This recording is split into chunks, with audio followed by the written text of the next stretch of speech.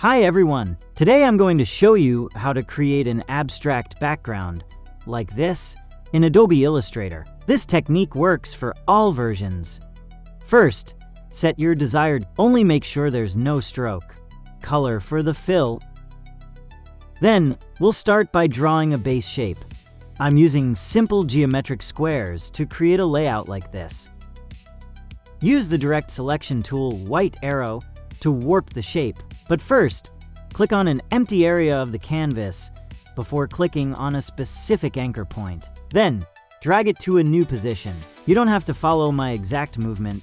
Feel free to drag it anywhere to create your own unique shape. Or, you can just follow along with mine for now. Once you get the hang of it, you'll find it easy to apply this to your own style. Adjust one point at a time until you get your desired shape. Mine looks like this. Now, let's draw the next rectangle, but make sure your smart guides are turned on this time. If you haven't enabled them yet, go to the View menu and select Smart Guides. This makes it much easier to snap your anchor points together, like this. See, if the points don't align perfectly, your shapes will likely overlap or have gaps, which we definitely want to avoid. Just drag the other points to snap onto the positions of the first shape. All right, I've got mine ready now. It's made up of 3 pieces combined. Then head over to the Swatches panel. Click the hamburger icon and go to Open Swatch Library. From there, choose Gradients and then Metals. These are ready to use swatches, a perfect shortcut if you don't want to mix your own colors. I'm going with this one. To adjust the gradient angle slightly, just press G on your keyboard to activate the gradient tool. Then click and drag in the direction you want, like this. Now, I'm going to add some depth by creating a subtle beveled edge on the object. Select the pen tool. I'll click from this point to this point. To swap your fill to a stroke, just hold Shift+X. Next, open the Stroke panel. Increase the weight and change the variable width profile to this one.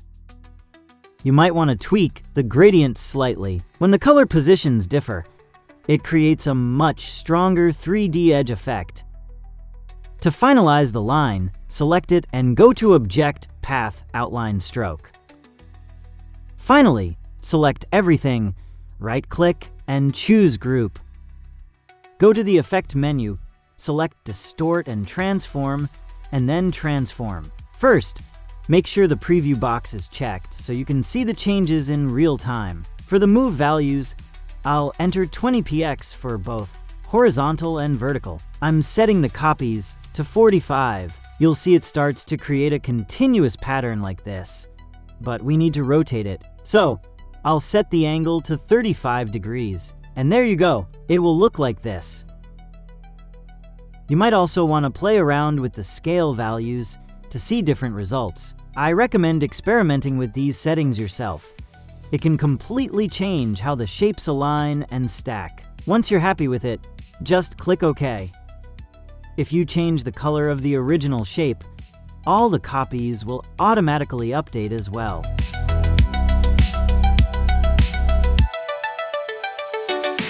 Now, I'll just drag the whole piece to the position I want.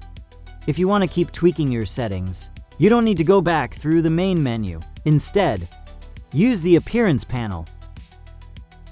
Once it's open, you'll see the Transform effect listed there. It stores all the values you just entered. When you click it, the Transform Options window pops up. See, all your previous settings are still right there.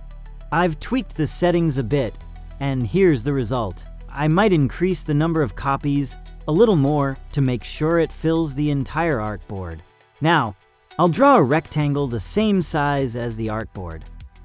Select everything, right-click, and choose Make Clipping Mask. And we're done. Thank you for watching. If you want to see more tips and tricks in the next video, don't forget to hit the follow button. See you next time.